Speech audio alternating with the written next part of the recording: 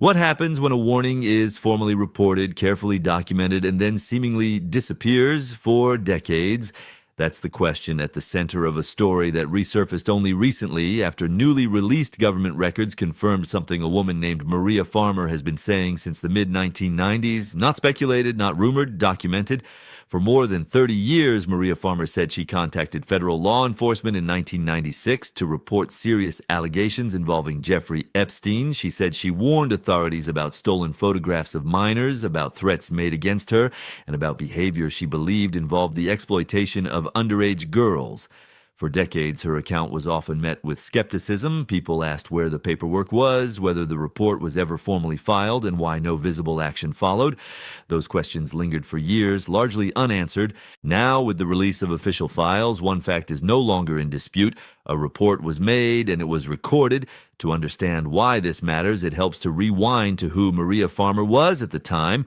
In the early 1990s, she was a professional visual artist working to establish herself in a competitive field. Through art world connections, she met Jeffrey Epstein, who at that time was known publicly as a wealthy financier and patron of the arts.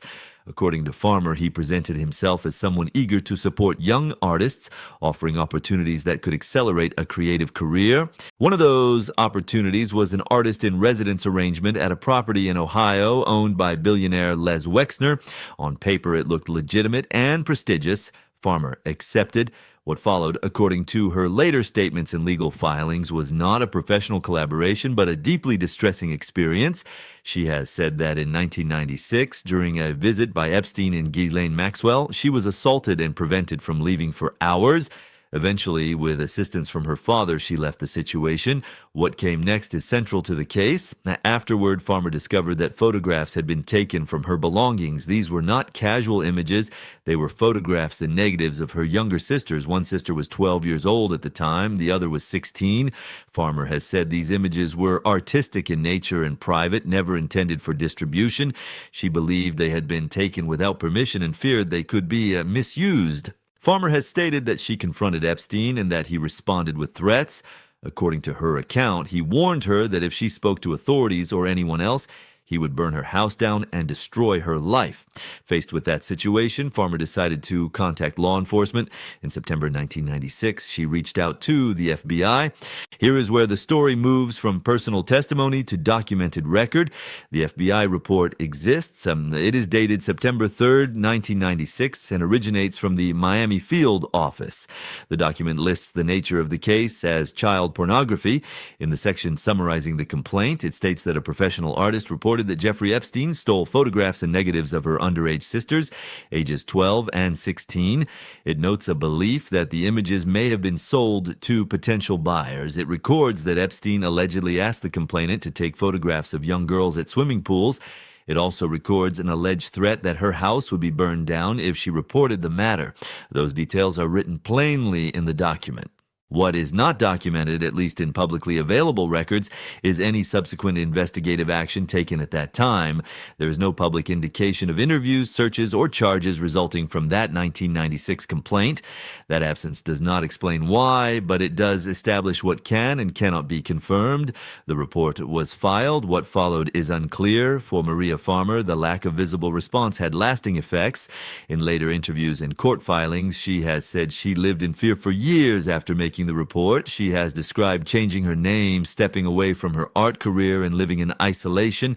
These are her statements, and they describe the personal toll she associates with reporting the allegations and receiving no protection she could see. This is where the broader implications begin to surface, because while Farmer says she withdrew from public life, Jeffrey Epstein remained free for years afterward. His activities, associations, and later criminal cases are well documented, but they unfolded long after that initial report. The time gap between the complaint and later prosecutions is one of the most troubling aspects for many observers. The story also intersects with another verified fact. Maria Farmer's younger sister, Annie Farmer, later testified under oath in a criminal case involving Ghislaine Maxwell. Annie described experiences that occurred when she was a minor, years after the 1996 report was filed. Her testimony contributed to Maxwell's conviction. These events, confirmed through court proceedings, occurred after the original complaint had already been documented. That sequence raises difficult questions, not accusations, but questions. What typically happens when such a report is filed? Who reviews it? How are decisions made about next steps? And what does it mean when a document exists, but there is no public trace of action? With the recent release of records confirming the existence of the 1996 complaint, Maria Farmer's longstanding claim that she reported Epstein has been substantiated. That confirmation does not answer every question, and it does not explain the decisions made at the time. But it does establish one thing clearly: the warning was real, it was recorded, and it was there long before the world learned Epstein's name for what it would later represent. And when you place that confirmed warning into a broader timeline, the weight of it becomes impossible to ignore, because after September of 1996, Jeffrey Epstein did not disappear. He did not retreat from public life. He did not face charges at that time. Instead, the years that followed became the period in which his activities expanded quietly but steadily across multiple states and countries. What is important here is to stay grounded in what can be verified. Public records show that in the late 1990s and early 2000s, Epstein maintained multiple residences, including properties in Florida, New York, New Mexico, and the U.S. Virgin Islands. During this same general period, later investigations would determine that he was recruiting underage girls, often using intermediaries, and paying them money under the guise of massages and favors.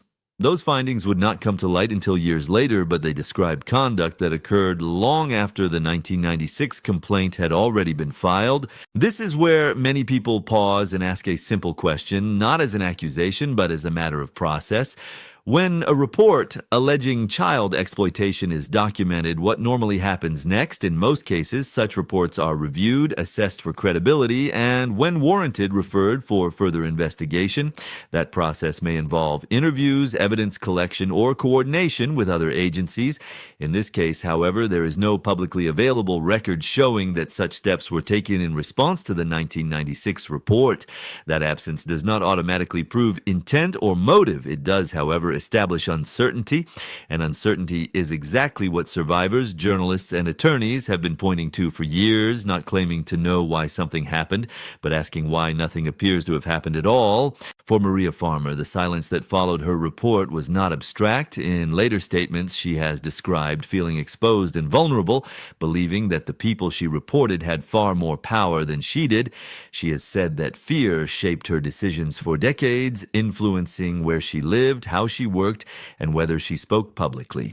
Those claims reflect her personal experience, and they are consistent with what many whistleblowers describe when they believe they are unprotected. At the same time, another part of this story continued unfolding. Maria's younger sister, Annie Farmer, grew older and eventually came forward publicly. In 2021, Annie testified in federal court during the sex trafficking trial of Ghislaine Maxwell. Her testimony described interactions with Epstein and Maxwell that occurred when she was a minor. These statements were evaluated in court under oath and formed part of the evidence that led to Maxwell's conviction. That testimony did not rewrite history, but it added clarity.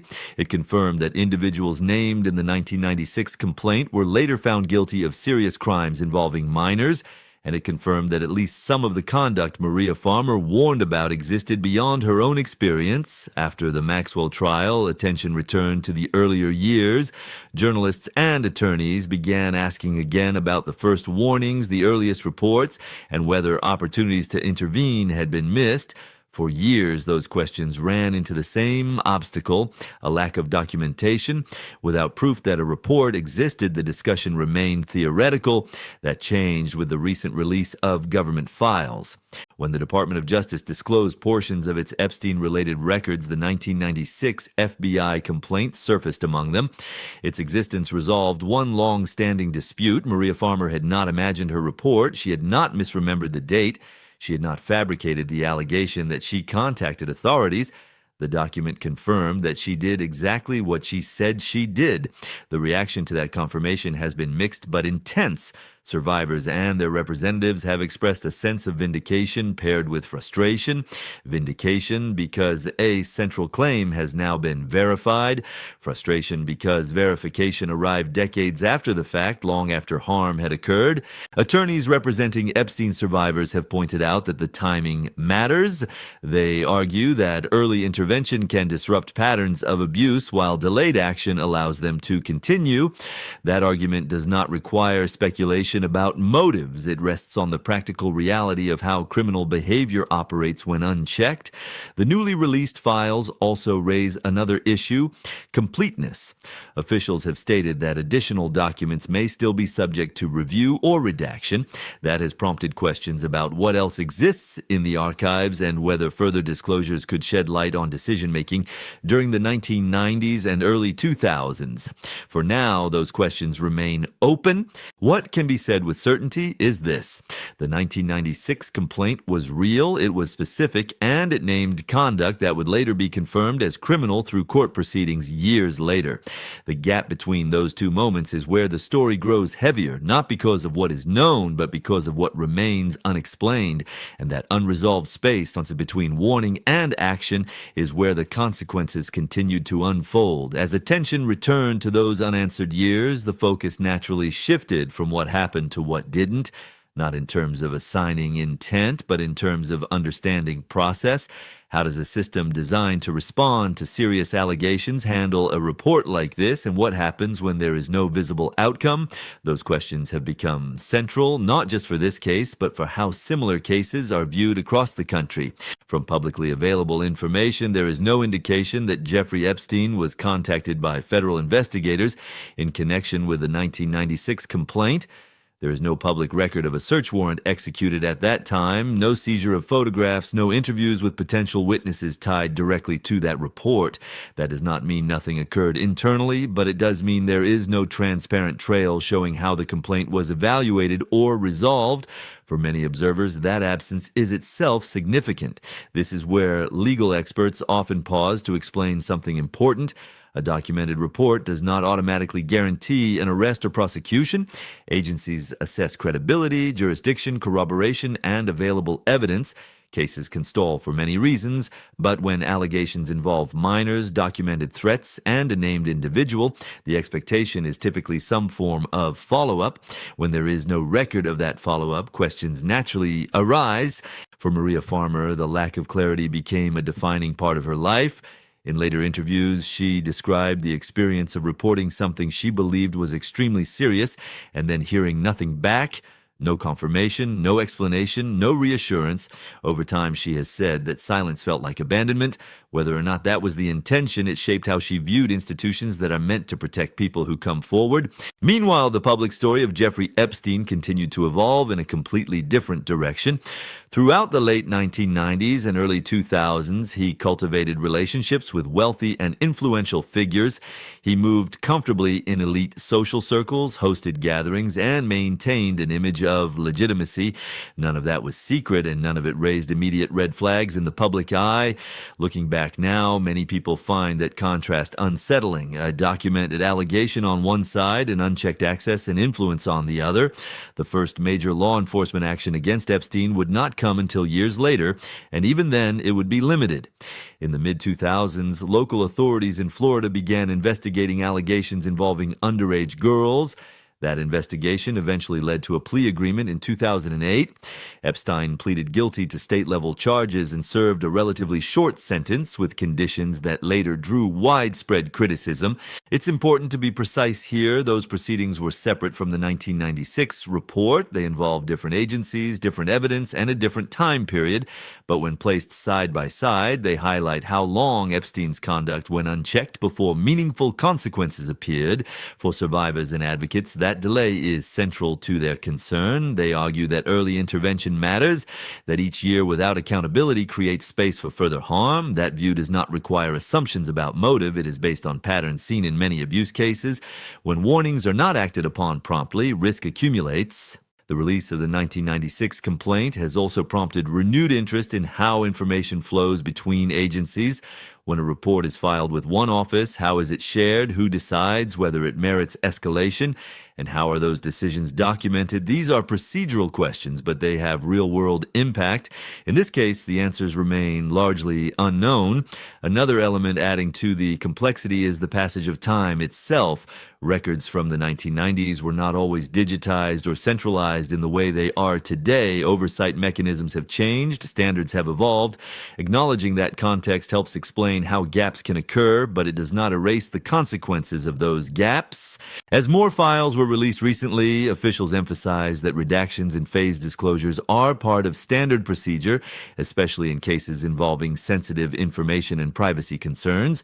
That explanation has done little to quiet calls for greater transparency. Survivors and their representatives continue to argue that understanding what happened early on is essential to preventing similar failures in the future. For Annie Farmer, the confirmation of her sister's earlier report was deeply emotional.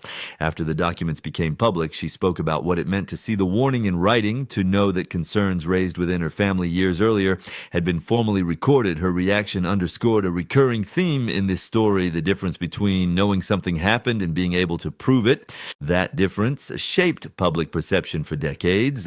Without documents, Maria Farmer's account existed largely as testimony. With documents, it became part of the historical record. That shift has reframed conversations that were once speculative into discussions grounded in evidence. And yet, even with that evidence, many questions remain unanswered, not about whether the report existed, that is now clear, but about how it was handled, how decisions were made, and what lessons should be drawn from the long gap between warning and action. As these unanswered questions kept resurfacing, the story moved from personal history into the present moment. The release of the 1996 FBI document didn't just confirm a single report, it reopened an entire timeline that many believed had already been settled. For Maria Farmer, it was the first time in 30 years that an official record publicly validated what she had been saying all along, that she did report Jeffrey Epstein, that her allegations were specific, and that they were formally recorded by federal authorities. Her reaction, shared through statements by her legal representatives, reflected two emotions at once: relief and grief. Relief because the doubt surrounding her credibility was finally erased by documentation. Grief because confirmation came decades after the fact, long after the damage had been done. Vindication, she has said, does not undo what was lost. It does not restore a career abandoned, years lived in fear, or the harm experienced by others during the long period when Epstein remained free. Attorneys representing multiple Epstein survivors have echoed that point. They argue that the significance of the 1996 report lies not only in its existence but in its timing. It shows that concerns about Epstein's conduct were raised far earlier than many assumed. From a legal perspective, they say, that raises legitimate questions about missed opportunities, not framed as accusations, but as issues of accountability and institutional learning. When systems fail to act on early warnings, the cost is often measured in human lives and lasting trauma. The Department of Justice has stated that additional materials related to Epstein may still be subject to review and redaction. Officials cite privacy protections and legal obligations as reasons for staggered releases. Critics counter that partial disclosure fuels mistrust, especially in cases where public confidence has already been shaken. Transparency, they argue, is not just about releasing documents, but about explaining decisions.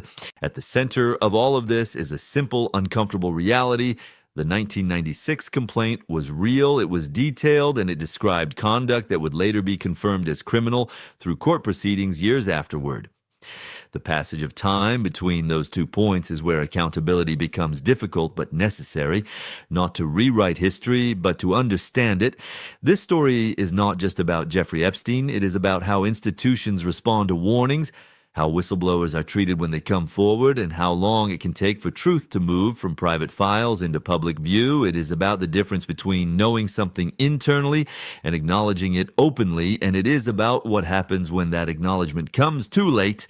Maria Farmer did what society asks people to do. She reported what she believed to be serious crimes involving minors. She provided names, details, and context. That fact is no longer in dispute. What remains unresolved is how that information was handled and why it did not lead to visible action at the time. For survivors, for advocates, and for anyone concerned with public trust, that unresolved space matters. because systems are judged not only by the cases they solve, but by the warnings they respond to and the ones they don't. The release of this document closes one chapter and opens another.